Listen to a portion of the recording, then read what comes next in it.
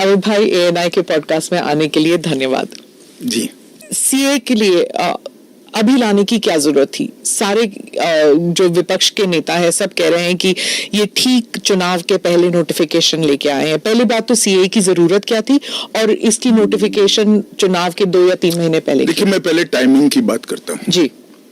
सारे विपक्षी दल, ओवैसी हो, राहुल गांधी जी हो या अरविंद केजरीवाल हो या ममता जी हो, ये झूठ की राजनीति कर रहे हैं। इसलिए टाइमिंग का महत्व नहीं है। भारतीय जनता पार्टी ने 2019 में अपने घोषणा पत्र में कहा है कि हम सीए लेकर आएंगे और पाकिस्तान, अफगानिस्तान और बांग्लादेश के जो शरणार्थी है उनको नागरिकता देंगे। तो भारतीय जनता पार्टी का एजेंडा बहुत स्पष्ट है और वो एजेंडे के आधार पर हमें बहुमत मिला है। 2019 में ही ये बिल संसद के दोनों सदनों ने पार कर दिया। उसके बाद कोविड के कारण थोड़ा लेट हुआ। अब टाइमिंग का क्या महत्व है? सरकार ने अपनी विल चुने जाने से पहले अभिव्यक्त कर दी है। चुनने के बाद फर्स्ट प्रायोरिटी में पहले ही साल में दोनों सदनों से इस कानून को मान्यता मिल गई है। रूल्स फॉर्मेलिटी है। अब टाइमिंग का या पॉलिटिकल गेन या लॉस का सवाल नहीं है। अब विपक्ष तुष्टीकरण की राजनीति कर कर, एपीसमेंट की पॉलिटिक्स कर कर वोट बैंक को कंसोलिडेट करना चाहता है। मैं उनको विनती करना चाहता हूं कि आप एक्सपोज हो चुके हो, ये मत करिए। पूरे देश की जनता जानती है कि सीए इस देश का कानून है और ये 4 साल में मैं कम से कम 41 बार बोला हूं कि ये होगा, चुनाव के पहले होगा। अब क्या मतलब है टाइमिंग का सवाल करने का? तो इतने साल तो हुआ नहीं ना, 2019 के बाद अब हुआ है। स्मिता जी, मुझे एक बात बताइए, wheel of legislator, wheel of government bill से प्रकट होता है या रूल्स से प्रकट होता है? ऑब्वियसली बिल से। रूल व्यवस्था करता है, जो करने में पहले कोविड के कारण और बाकी सारे पॉलिटिकल इश्यूज के कारण लेट हुआ। मगर कब से नागरिकता मिलेगी? तो 2014 के पहले से। वो थंब रूल वहीं का वहीं है। आज क्या फर्क पड़ गया है बताइए? कोई फर्क नहीं पड़ा है। भारतीय जनता पार्टी को के लिए ये पॉलिटिकल गेन का मुद्दा नहीं है। भारतीय जनता पार्टी के लिए, हमारे नेता नरेंद्र मोदी जी के लिए अफगानिस्तान, पाकिस्तान और बांग्लादेश से आए हुए करोड़ों शरणार्थियों को उनका अधिकार देने का मुद्दा है, उनकी वेदना से मुक्ति दिलाने का मुद्दा है और उनकी 3 पीढ़ी को न्याय देने का मुद्दा है, जो कांग्रेस पार्टी ने कभी नहीं दिया। आप कह रहे हैं करोड़ों लोग यहाँ आएंगे, लेकिन ये पॉलिटिकल नहीं है, मतलब आपको कोई पॉलिटिकल फायदा नहीं होगा। लेकिन जो विपक्ष है वो कहती है कि आप एक नया वोट बैंक बना रहे हैं, बीजेपी एक नया वोट बैंक बना रही है अपने लिए। देखिए, विपक्ष को और कोई काम नहीं। उन्होंने तो सर्जिकल स्ट्राइक और एयर स्ट्राइक को भी बताया कि आपका पॉलिटिकल फायदा है, तो क्या हम टेररिज्म पर कदम न उठाए? इन्होंने 370 को भी बताया कि आपके पॉलिटिकल फायदे के लिए कर रहे हैं। हम 1950 से कह रहे हैं कि हम 370 को हटाएंगे। उनका हिस्ट्री है, जो बोलते हैं वो करते नहीं है। मोदी जी का हिस्ट्री है, जो भारतीय जनता पार्टी ने कहा है, नरेंद्र मोदी ने कहा है, वो पत्थर की लकीर है। मोदी की हर गारंटी पूरी होनी है। 2019 में आपने ANI को इंटरव्यू में कहा था कि जो हिंसा हुई थी उस वक्त, सीए के कारण जो हिंसा हुई थी उस वक्त आपने कहा था एक डिसइंफॉर्मेशन कैंपेन है और वो आप दूर नहीं कर पाए उस डिसइंफॉर्मेशन को, मिसइंफॉर्मेशन, डिसइंफॉर्मेशन जो भी। इस बार क्या पार्टी जो है या सरकार जो है उसको अलग कर पाई है? सुनीता जी, दरमियान में मैंने कहा 41 टाइम, 41 बार अलग अलग मंचों से इसके बारे में मैंने डिटेल बात करी है कि इस देश के अल्पसंख्यक माइनॉरिटीज या तो किसी और व्यक्ति को डरने की जरूरत नहीं है, क्योंकि सीए में किसी की नागरिकता लेने का प्रावधान ही नहीं है। सीए सिर्फ और सिर्फ 3 देश, अफगानिस्तान, पाकिस्तान और बांग्लादेश से हिंदू, सिख, बौद्ध, क्रिश्चियन और पारसी, जो जैन और पारसी शरणार्थी आए हैं, इनको उनका अधिकार देने का कानून है, नागरिकता देने का कानून है, जिससे इनके जीवन की वेदनाओं को हम कम कर पाए। मैं बाकी रिलीजन्स के बारे में बाद में आती हूँ, पहले मुसलमान समुदाय के बारे में बात करते हैं, क्योंकि चाहे ओवैसी साहब हों, चाहे ममता बनर्जी हो, और फिर बहुत से विदेशी मीडिया जो है वो भी कह रही है it's an anti Muslim law, because आप मुसलमानों को नहीं शामिल कर रहे हैं, तो वो क्राइटेरिया ही है कि मुसलमान नहीं होने चाहिए। ऐसा नहीं है, आप इस लॉ को आइसोलेशन में नहीं दे सकते। इस देश का एक इतिहास है, 15 अगस्त 1947 को देश का विभाजन हो गया, देश 3 हिस्सों में बंट गया, वो बैकग्राउंड है। भारतीय जनसंघ, भारतीय जनता पार्टी हमेशा विभाजन का विरोध किया, हम कभी सहमत नहीं थे। इस देश का विभाजन धर्म के आधार पर होना ही नहीं चाहिए था, मगर उस वक्त किया गया। जब धर्म के आधार पर आप विभाजन करते हो और वहां जो अल्पसंख्यक है उन लोगों पर ढेर सारे अत्याचार हो, धर्म परिवर्तन कराया जाए, इनकी महिलाओं को अपमानित किया जाए, वो माँ बहन बेटी के लिए वो शरण में आए भारत की, तो क्या उसको यहाँ नागरिकता का अधिकार नहीं है? और स्वयं कांग्रेस के नेताओं ने आजादी के वक्त सैकड़ों भाषणों में कहा है कि अभी मारकाट चल रही है, अभी जहां है वहां रह जाइए, बाद में जब कभी भी भारत में आएंगे आपका स्वागत है। परंतु बाद में इलेक्टोरल पॉलिटिक्स चालू हुई, वोट बैंक की राजनीति चालू हुई, अपीसमेंट के कारण वो वादा कांग्रेस पार्टी ने कभी पूरा नहीं किया जो आज नरेंद्र मोदी पूरा कर रहे हैं। सर, जो बाकी समुदाय, बाकी जो रिलीजन्स हैं, चाहे हिंदूज हैं, जैन हैं, बुद्ध हैं, सिख हैं, उन सबको तो मैं मानती हूँ, ठीक है, they were religions born in India. पर पारसी और अगर आप पारसी और ईसाइयों को ला सकते हैं, वो जो रिलीजन्स है they were not born in India, तो अगर आप पारसी और ईसाइयों को ला सकते हैं तो मुसलमानों को क्यों नहीं? देखिए, मुस्लिम आबादी के लिए ही वो हिस्सा भारत का भाग नहीं है, वो भूमि इसीलिए दे दी गई थी। फिर तो हर देश से अव्यवस्था से जो आना चाहिए, इसके लिए भारत के दरवाजे खोल लो। भारत कहां बचता है? अखंड भारत के जो लोग हिस्सा थे और जिन पर धार्मिक प्रताड़ना हुई है, उसको शरण देना मैं मानता हूं हमारी नैतिक जिम्मेदारी है और हमारी कॉन्स्टिट्यूशनल रिस्पॉन्सिबिलिटी। और स्मिता जी, आप आंकड़े की गहराई में जाइए। जब विभाजन हुआ तब पाकिस्तान में 23% हिंदू थे, हिंदू और सिख थे। आज 3.7% बच गए। कहां गए सारे? इतने सारे तो यहाँ आए नहीं। धर्म परिवर्तन हुआ, अपमानित किया गया, दोयम दर्जे के नागरिक के नाते इनको रखा गया। कहां जाएंगे ये लोग?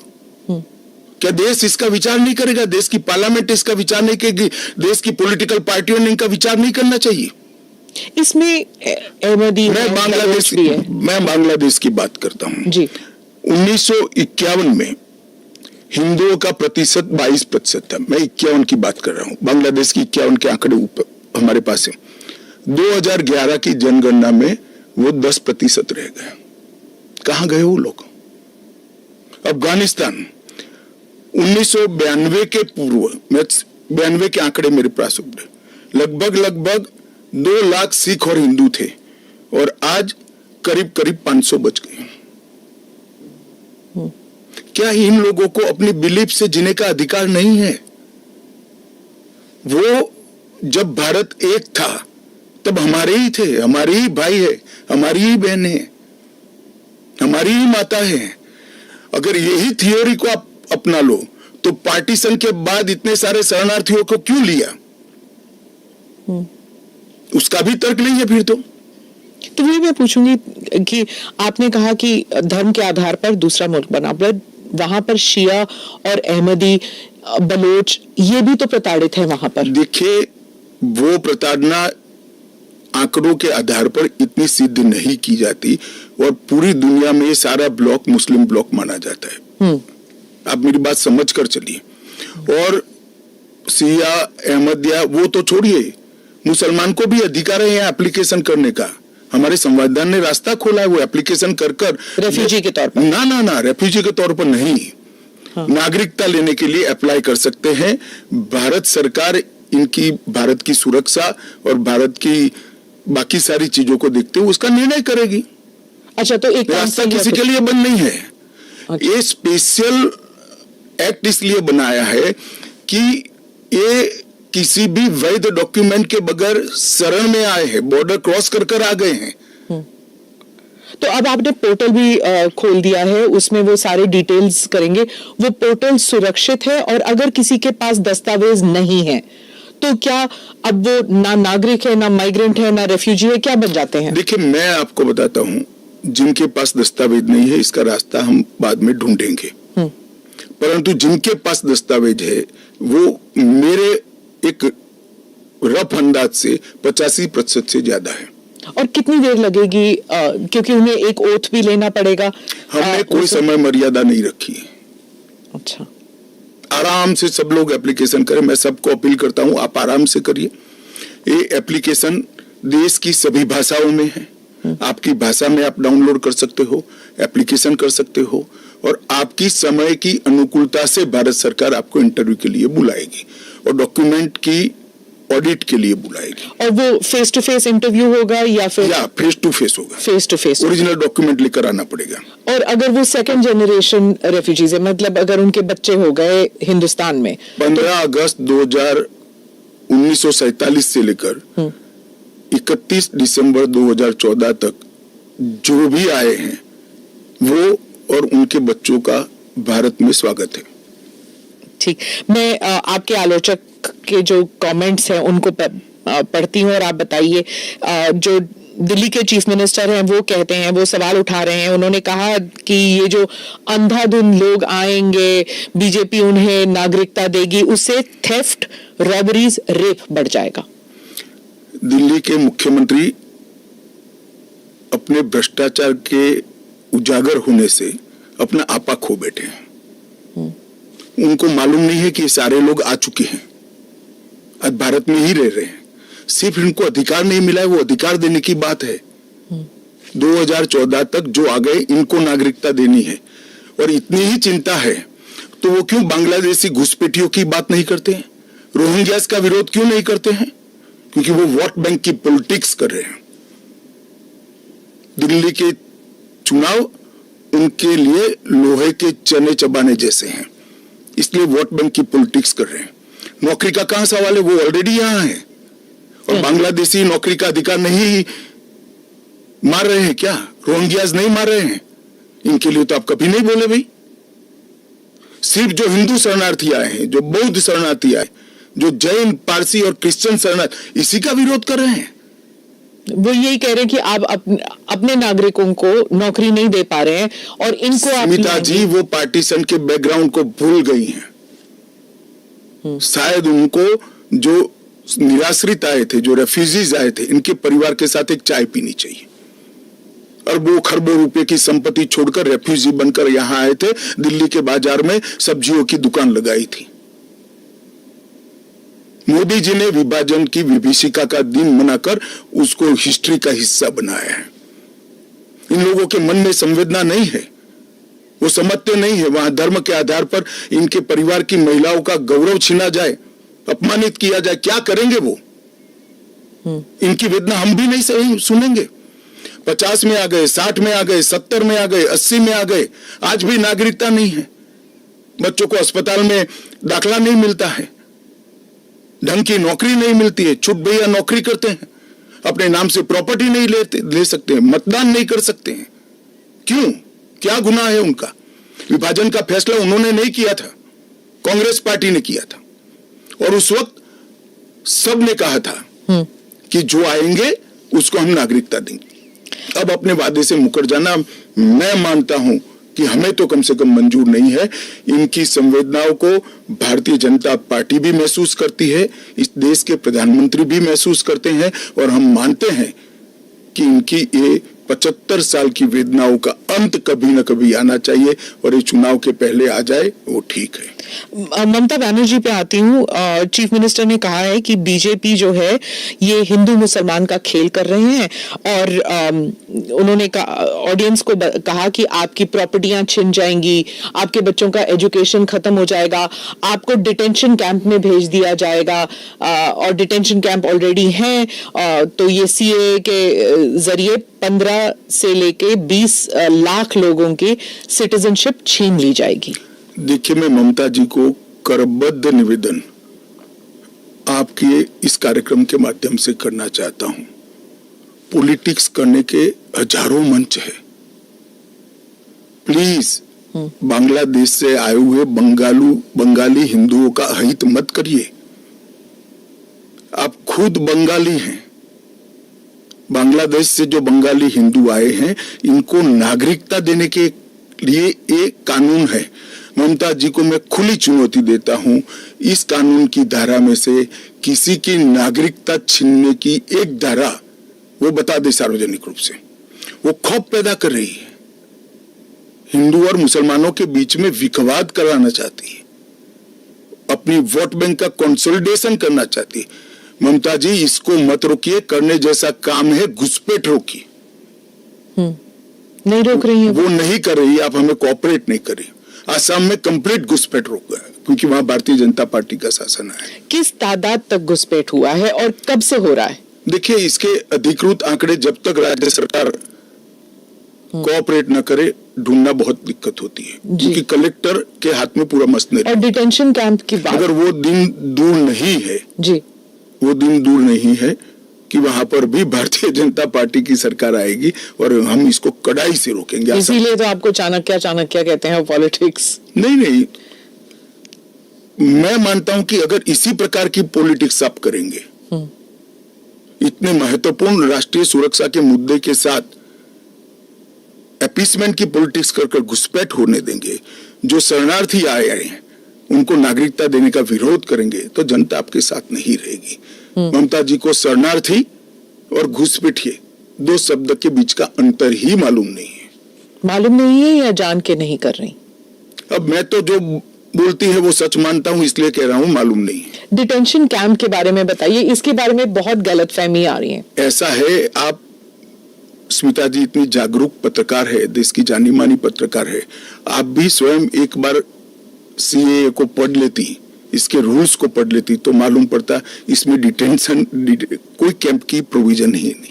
जो इलीगल माइग्रेंट्स हैं, अगर उनके पास कोई दस्तावेज नहीं है, उन्हें वापस अपने देश भेजने से पहले उन्हें डिटेंशन कैंप में रखा जाता है। ये आपने डिटेंशन एरिया में, जेल में नहीं डाल सकते, ये आपने 2019 में मुझे समझाया था एक इंटरव्यू में। सीएए में डिटेंशन कैंप नहीं है, इसी को लेकर मैं एक सवाल पूछ रही हूँ कि अगर सीएए के तहत वो लोग नहीं आते तो वो कहाँ जाएंगे, क्या होगा उनका? नहीं, उनकी व्यवस्था होगी ना। 100 लोगों का प्रॉब्लम है तो उसमें से 85 का तो अभी क्लियर हो रहा है, बाकी का आगे सोचेंगे। तो कितने लोग होंगे आपके हिसाब से? लाखों में, करोड़ों में, हजारों में, कैसे कितने लोग हैं? देखिए, ढेर सारे लोग हैं, इसकी कोई गिनती नहीं है। वो जब एप्लीकेशन आएगी और बहुत सारे लोग, ये जो मिस कैंपेन चल रहा है, अपप्रचार चल रहा है, इसके कारण शायद एप्लीकेशन करते हुए भी डरेंगे। मैं सबको आश्वस्त करना चाहता हूं, आप यहां पर अप्लाई कर दीजिए। नरेंद्र मोदी गवर्नमेंट पर भरोसा रखिए, आपको रिट्रोस्पेक्टिव इफेक्ट से सिटीजनशिप दी जाएगी। आपका अवैध तरीके से भारत में आना इस शरणार्थी के रूप में आपको स्वीकृति ये कानून दे रहा है। इसका कोई क्रिमिनल केस आप पर होगा नहीं और आपकी भारत में की हुई सारी एक्टिविटी को भी वैधता प्रदान की जाएगी। तो किसी को डरने की जरूरत नहीं है। उनके पास एक्स्ट्रा राइट्स होंगे या इक्वल राइट्स होंगे या कम राइट्स होंगे? इक्वल राइट होंगे, वो भारत के नागरिक माने जाएंगे। मेरा और आपके जितना ही अधिकार उनका होगा। एक और बात थी, वो एक तो गलतफहमी, अप्रचार कहिए या जो भी है, या कंफ्यूजन ही कहिए कि असम में सीएए लागू होगा या नहीं होगा, और एनआरसी और सीएए ये इनका क्रॉसिंग है कि नहीं, इंटर देखिए, असम में जो एनआरसी की ऑर्डर हुए वो सुप्रीम कोर्ट ऑफ इंडिया की, इसका सीएए से कोई लेन देन नहीं है। आसाम नहीं, देश के हर हिस्से में सीएए लागू होगा। सिर्फ नॉर्थ ईस्ट के राज्य जहां पर 2 प्रकार के विशेषाधिकार उनको दिए गए हैं, वो विशेषाधिकार के तहत जो राज्य आते हैं उनको ही सीएए नहीं होगा। एक इनर लाइन परमिट का प्रोविजन है और संविधान की 6ठी अनुसूची में शामिल जनजातीय क्षेत्र हैं। हाँ, वो जो 6 शेड्यूल जो 6 शेड्यूल में वो असम के कुछ जम्मू कश्मीर के कुछ इलाके, राजस्थान के कुछ इलाके, हिमाचल के कुछ इलाके आते हैं उसमें। वहाँ नहीं लागू होगा, बाकी सब जगह लागू हो जाए। पर लोग नहीं जानते ना, क्योंकि कुछ साल वो यहाँ हैं, कुछ साल, और जो ट्राइबल इलाके हैं उनका जो कॉम्पोजिशन है वो बदलेगा नहीं सीए की वजह से, जरा भी नहीं बदलेगा। हाँ। ट्राइबल कॉम्पोजिशन और उनके अधिकार को हम जरा भी डाइल्यूट नहीं कर रहे हैं। हाँ। हमने एक्ट में ही प्रोविजन कर दिया है कि जहां पर भी इनर लाइन परमिट है और जहां संविधान की 6ठी सूची में जो क्षेत्र शामिल किए गए हैं, इन पर वहां पर सीए नहीं लागू होगा और वहां के एड्रेस वाला एप्लीकेशन भी ऐप में अपलोड ही नहीं होता है। तो लागू होने का सवाल ही नहीं आता है। और एक्ट में ही प्रोविजन है, मगर हमने एप्लीकेशन में भी वो एरिया को एक्सक्लूड कर दिया है। कोई अप्लाई करेगा भी वो वहां से तो नहीं, ऐप ही नहीं खुलेगा। पर वो कहीं और जाके अप्लाई कर सकता है तो वो भारत के नागरिक तो बन ही सकते हैं। हाँ, अच्छा, ओके। वो संविधान की 6ठी अनुसूची में सुरक्षित क्षेत्रों के नागरिक नहीं बन सकते। इनर लाइन परमिट से सुरक्षित क्षेत्रों के नागरिक नहीं बन सकते, वो भारत के नागरिक बन ही सकते हैं। आपने कहा हर जगह लागू होगा। केरल, तमिलनाडु, पश्चिम बंगाल, इन तीनों राज्यों ने कहा है कि हम यहाँ पर लागू नहीं होने देंगे। क्या उनके पास ये अधिकार है कि वो लागू नहीं करने देंगे? वो भी समझ रहे हैं कि उनको अधिकार नहीं है। हमारे संविधान के अनुच्छेद 11 में संसद ने नागरिकता के बारे में कानून बनाने का अधिकार केवल और केवल भारत की संसद को दिया गया है। एक केंद्र का विषय है, केंद्र और राज्यों का साझा विषय नहीं है। तो नागरिकता के बारे में कानून और कानून का इम्प्लीमेंटेशन, वो दोनों हमारे संविधान की 246/1 अनुच्छेद के माध्यम से इसको शेड्यूल 7 में डाला गया है, जो केंद्र की इसकी तमाम शक्तियां केंद्र को दी गई है। पर जैसे वेरिफिकेशन वगैरह है, पूरा जो ग्राउंड पे तो चेकिंग होगी ना, वो सब तो स्टेट गवर्नमेंट ही करेंगे। क्या वेरीफाई करना है? सिर्फ पोर्टल के थ्रू। वो तो इंटरव्यू में लेकर आएंगे कि मैं बांग्लादेश से आया हूँ, देखिए मेरा पुराना डॉक्यूमेंट है। और वो राज्य में नहीं होगा इंटरव्यू राज्य में भी हो सकता है, भारत सरकार करेगी। तो कोऑपरेशन की जरूरत नहीं है, क्योंकि ये करना ही होगा। मैं मानता हूं चुनाव के बाद सब कोऑपरेट करेंगे।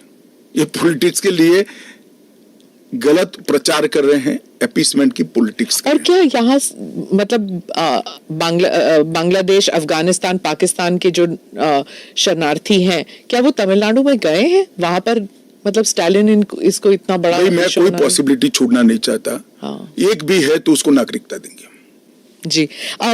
जयराम रमेश, कांग्रेस के नेता, ने कहा है कि ये अनकॉन्स्टिट्यूशनल है। शशि थरूर कहते हैं कि अगर कांग्रेस जीत जाती है इलेक्शन या इंडिया अलायंस जीत जाती है तो ये सीए को रिपील कर दिया जाएगा। क्या कहेंगे आप? देखिए, उनको भी मालूम है कि इंडिया अलायंस सत्ता में नहीं आना है। मैं आज आपके चैनल पर कहना चाहता हूं, सीए के कानून को भारतीय जनता पार्टी की सरकार लाई है, नरेंद्र मोदी सरकार लाई है। इसको रिपील करना असंभव है। हम पूरे देश को जागरूक करेंगे और रिपील करने वालों को कहीं पर स्थान ही न मिले, इस स्थिति होगी। और जहां तक असंवैधानिक होने का सवाल है, वो आर्टिकल अनुच्छेद 14 का हवाला देते हैं। वो भूल जाते हैं कि अनुच्छेद 14 में 2 अपवाद रखे हुए हैं। एक रीजनेबल क्लासिफिकेशन का अपवाद है और दूसरा कानून के उद्देश्यों के साथ लॉजिकल संबंध होना चाहिए। तो वो आर्टिकल 14 का वायोलेशन नहीं करता है। इसमें रीजनेबल क्लासिफिकेशन बहुत स्पष्ट है कि जिन लोगों पर भारत के पुराने हिस्सों में आज वो विभाजन के कारण देश से कटे हैं, अफगानिस्तान, पाकिस्तान और बांग्लादेश में, जिन लोगों पर धार्मिक प्रताड़ना होने के कारण जो भारत की शरण में आए हैं, उसके लिए एक कानून है। तो रीजनेबल क्लासिफिकेशन बहुत स्पष्ट है और इसलिए ये पूरी तरह से संवैधानिक कानून है। एक और क्रिटिसिज्म है, महबूबा मुफ्ती कहती हैं कि ये सुप्रीम कोर्ट में जो है उसकी सुनवाई अभी बाकी है, तो इतनी जल्दबाजी क्यों? देखिए, हर कानून को कोई सुप्रीम कोर्ट में स्टे करेगा तो कानून का इम्प्लीमेंटेशन नहीं होगा। सुप्रीम कोर्ट के सामने न्याय मांगने के लिए जाना और सुप्रीम कोर्ट ने स्टे देना दो अलग बात है। इस कानून पर सुप्रीम कोर्ट का कोई स्टे नहीं है। 4 साल से लोग गए हैं, अभी लंबित है, मगर सुप्रीम कोर्ट ने इसके इम्प्लीमेंटेशन पर कुछ स्टे नहीं दिया है। मैं महबूबा जी को पूछना चाहता हूं, 370 पर 1951 में ही सुप्रीम कोर्ट में अर्जी हो गई थी, फिर क्यों इतने समय तक आप एंजॉय किए भाई? आप बताएंगे देश की जनता को? जब आपके पक्ष की बात होती है तब नैतिकता के पैरामीटर्स बदल जाते हैं। ऐसे नहीं होता है। देश का एक संविधान है, परंपराएं हैं, अदालतों की परिपाटी है, इसके हिसाब से देश चलता है। वो संविधान के बारे में बात करें तो यूबीटी जो ग्रुप है शिवसेना की, वो कहते हैं कि आपकी विफलताओं को छुपाने के लिए मेरा उद्धव जी से रिक्वेस्ट है कि कानून चाहिए या न चाहिए वो स्पष्ट करो पहले। क्या उद्धव जी बोल सकते हैं कि कानून नहीं आना चाहिए? मैं आज उनका आह्वान करता हूं, देश की जनता के सामने, महाराष्ट्र की जनता के सामने स्पष्ट करे कि सीएए नहीं होना चाहिए। हिंदू शरणार्थियों को, बौद्ध शरणार्थियों को, जैन, बौद्ध और क्रिश्चियन शरणार्थियों को नागरिकता नहीं मिलनी चाहिए। एक बार उद्धव जी स्पष्ट करे जरा। आपका इशारा बात आई वॉश आप कर रहे हो, टाइमिंग का सवाल दिख रहा, तत्वों का क्यों चर्चा नहीं करते हो? आपका इशारा बाल ठाकरे की तरफ। नहीं, मेरा तो उनकी ओर है। बाल ठाकरे साहब तो अब रहे नहीं, वो स्पष्ट करे, क्योंकि वो पहले बोलते थे जो नहीं, पार्लियामेंट में भी बोले हैं। अब उनको अल्पसंख्यकों के वोट चाहिए। एपीसमेंट की पॉलिटिक्स इसलिए आज उद्धव ठाकरे कर रहे हैं, हम नहीं कर रहे। हमारा डे 1 से स्पष्ट स्टैंड है कि भारत के कटे हुए हिस्से से जो शरणार्थी आए हैं, ये 3 देशों से धार्मिक प्रताड़ना के कारण आए हैं। वहां के जो अल्पसंख्यक आए हैं उनको इस देश को नागरिकता देनी चाहिए। ओवैसी साहब पे आ जाती हूँ, जो आपके हमेशा ही स्पीक्स अगेंस्ट यू, तो उनके बारे में वो खुलकर ही कह रहे हैं कि ये एंटी मुस्लिम है। क्या तर्क है आपका? एंटी मुस्लिम कैसे है? कि आप सिर्फ मुसलमानों को एक उसको आपने क्राइटेरिया बना दिया, ये मैं वो कह रहे हैं। क्राइटेरिया ये बना है कि जिस पर धार्मिक प्रताड़ना होती है इसको देंगे, और अगर वो मुसलमान, और भारत के पुराने हिस्से से मुसलमानों पर इसलिए धार्मिक प्रताड़ना नहीं हो सकती कि तीनों देश घोषित इस्लामी स्टेट है। कौन करेगा धार्मिक प्रताड़ना? कौन करेगा इस्लाम के अनुयायियों के साथ? ये तीनों देश घोषित इस्लामिक स्टेट है, इनके नाम के अंदर है, इनके संविधान में है। पर मैं फिर से वही पूछूंगी कि अगर आप ईसाइयों को दे सकते हैं, अगर आप पारसीज को दे सकते हैं जो इस्लामिक नहीं है, और अगर उन पर हो रहा है, तो आप why can't you give it मुसलमानों को क्यों नहीं? देखिए, ऐसे तो फिर दुनिया भर से देश में जो आए सबको नागरिकता दे। तो अमेरिका तो करता है ना, सबको ले हम भी करते हैं, अप्लाई करे वो घुस कर नहीं आ सकते। उनको ऑफिशियल एयरपोर्ट से, ऑफिशियल पोर्ट से, ऑफिशियल लैंड पोर्ट से आने की परमिशन ही नहीं है, इसलिए बेचारे घुस कर आते हैं, शरण में आते हैं। अमित भाई, वो आपका एक वो इंटरव्यू बार बार लूप पे चल रहा है हर जगह कि क्रोनोलॉजी समझिए, सीए के बाद एनआरसी आएगा। देखिए, ऐसा है स्मिता जी, सीए का कानून अभी चर्चा पर है। 1, इसमें एनआरसी का कोई प्रोविजन नहीं है। 2, इसमें किसी की नागरिकता छीनने का कोई प्रोविजन नहीं है। 3, अगर विपक्ष को ये चाहिए कि उनसे चर्चा हो तो कोई भी कानून करने से पहले और बाद में संसद में चर्चा होती ही है। तो दोनों को मिक्सअप कर आप क्या लेना चाहते हो? अभी सिर्फ सीए चर्चा में है। जैसे सीए को इतना वक्त लगा, जिस तरह फार्म लॉज को रोल बैक किया गया क्योंकि सच अ लॉट ऑफ बैकलैश, तो क्या अगर इंटरनेशनल प्रेस में आने लगे और अगर यहाँ पर सड़कों पर लोग उतर आए तो क्या ये भी वापस ले लिया जाएगा? देखिए, सीए का कानून कभी वापस नहीं जाएगा, और भारत की नागरिकता सुनिश्चित करना ये भारत का विषय है, भारत की संप्रभुता का निर्णय है, इसके साथ हम कोई कॉम्प्रोमाइज नहीं कर सकते। जब हम ट्राइबल एरियाज की बात करते हैं, अभी आपने कहा कि जो 6 शेड्यूल और जो काउंसिल्स, ट्राइबल काउंसिल्स का एरिया था, वहाँ पर ये ऑटोनोमस काउंसिल्स जहाँ पर हैं वहाँ पर नहीं होगा, लागू नहीं होगा। इन एरियाज में जो है डेवलपमेंट होता नहीं है क्योंकि इतने सारे लेवल्स ऑफ गवर्नेंस होते हैं वहाँ पर। अब 2 दशक पहले की बात कर रही हैं। हाँ, आज वहां जाकर आइए, मोदी जी ने पूरे नॉर्थ ईस्ट में एयरपोर्ट वगैरह, हाँ, एयरपोर्ट बना दिए, रेल पहुंचने को आ गई, रोड बना दिए, हर घर में बिजली पहुंच गई, शौचालय पहुंच गया, हर घर में स्वास्थ्य की सुविधाएं पहुंच गई, गैस का सिलेंडर पहुंच गया, शिक्षा की भी उच्चतम शिक्षा संस्थान आज नॉर्थ ईस्ट में एस्टैब्लिश हुए हैं। जो पोर्टल से जब इनको नागरिकता मिलेगी, इससे उनको क्या क्या सुविधाएं मिलेगी? क्या आम नागरिक की तरह, या फिर जैसे उनको ये दिखाना पड़ेगा कि हाँ CAA के तहत हमको नागरिकता मिली है? क्या ये अलग आइडेंटिटी? ना ना ना ना ना, वो भारत के आम नागरिक की तरह ही भारत के नागरिकों की सूची में सम्मान के साथ समाहित हो जाएंगे और उनको मेरे और आपके जितना ही अधिकार होगा। वो चुनाव भी लड़ सकते हैं, MLA भी बन सकते हैं, MP भी बन सकते हैं, मुख्यमंत्री या केंद्र सरकार के मंत्री भी बन सकते हैं। राहुल गांधी जो न्याय यात्रा में बार बार CAA भी उठा रहे हैं और बाकी विषयों पर भी सरकार पर आरोप लगाते हैं कि अपनी विफलताओं को छुपाने के लिए कभी CAA लागू कर रहे हैं। मेरा आपसे रिक्वेस्ट है जी, कांग्रेस में आपकी अच्छी खासी पहुंच है, इस विषय पर राहुल जी से एक बार चर्चा करके डिटेल पूछ लो जरा। वो चर्चा नहीं कर रहे ना, वो मीडिया को वहां पर कह रहे हैं कि मीडिया जो है वो चर्चा नहीं करना चाहती क्योंकि वो हमारे हाथ बंधे हुए हैं, हमारा मुंह बंद है। नहीं, मगर इस कमरे में बैठकर आपको इंटरव्यू करे CAA पर और समझाए, जो वो बोल रहे हैं वो इतना समझा दे जनता को। राजनीति के अंदर आपके निर्णय को जस्टिफाई करने की जिम्मेदारी आपकी होती है।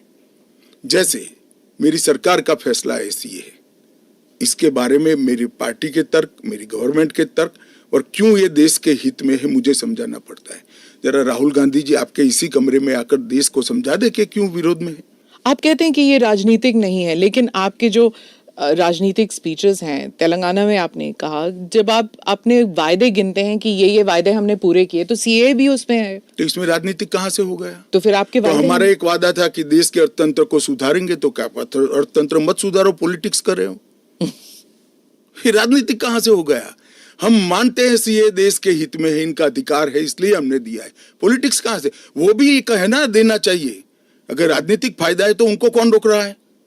पर CAA पे तो बहस हुआ नहीं ना, वो बात पास हो गया, उसके बाद पास कैसे हो गया? पार्लियामेंट में पूरी बहस करी हमने। तो अगर 400 सीट आते तो क्या वो फुल लाइसेंस हो जाता है कि आपके हिसाब से कि जनता ने कहा कि हमने आपको 400 सीट दी है, अब आप जो भी देश हित में समझे वो करते जाइए। ऐसे लाइसेंस जिन्होंने उपयोग करे, हमने तो कभी नहीं करे। हमने तो जनता ने जब जब आशीर्वाद दिया बड़ी जिम्मेदारी के साथ देश चलाया, चाहे अटल जी हो चाहे नरेंद्र भाई। इंदिरा गांधी ने एक बार लाइसेंस का दुरुपयोग किया था और फिर स्वयं चुनाव हार गई थी। तो इसका भी मैकेनिज्म पड़ा है ना। जो लाइसेंस का दुरुपयोग करेगा उसका भी मैकेनिज्म है। हमारे 5 साल के बाद पब्लिक के सामने जाना है, यहां समाप्त नहीं हो जाता है। ये आप कह रहे हैं, लेकिन जैसे फॉरेन मीडिया को अगर आप देखें, वो कह रहे हैं कि एक के बाद एक जो आपने किया है, चाहे ट्रिपल तलाक हो, 370 हो, CAA हो। एक सेकंड, फॉरेन मीडिया को पूछे उनके देश में ट्रिपल तलाक है क्या? नहीं है। उनके देश में मुस्लिम पर्सनल लॉ है क्या? उनके देश में एक भी स्टेट में 370 जैसा प्रोविजन है क्या? फिर हमारे में हिंदू लॉ भी तो है, सक्सेशन लॉ है। इसका नाम हिंदू लॉ है, वो देश का नागरिक कानून ही है। फिर मैं उसी सवाल पे आती हूँ, चाहे CAA हो, UCC हो, या UCC नहीं, CAA हो, या फिर 370 हो, ट्रिपल तलाक हो, ये सब आपकी मेजॉरिटी की वजह से ये सब स्मूथली हो गया। अगर आप 400 लेकर आते हैं तो फिर तो कुछ और ही हो सकता है, इन द सेंस कि प्रियम्बल तक आप बदल सकते हैं, सोशलिज्म हटा देंगे, सेक्युलरिज्म हटा देंगे। हमारे संविधान की रचना करते वक्त ये सारी चीजें बहुत सोच समझकर बनाई गई हैं। तो मुझे बताइए कि जब जवाहरलाल नेहरू जी की पूर्ण बहुमत होती थी, इंदिरा जी की होती थी, राजीव गांधी को 400 सीट मिल गई, तो उस वक्त सब उचित था? नहीं था ना, इसीलिए तो उन्हें हटा दिया गया। तो हम भी नहीं करेंगे, उचित नहीं करेंगे, हम संयम नहीं रखेंगे, सेल्फ डिसिप्लिन नहीं रखेंगे, तो हमें भी बदल देंगे। ये तो कोई तर्क नहीं हुआ।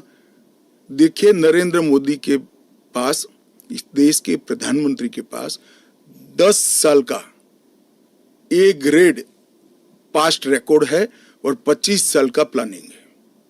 25 और साल 25 साल का प्लानिंग उन्होंने बनाया है कि 15 अगस्त 2047 को भारत पूर्ण विकसित भारत होगा।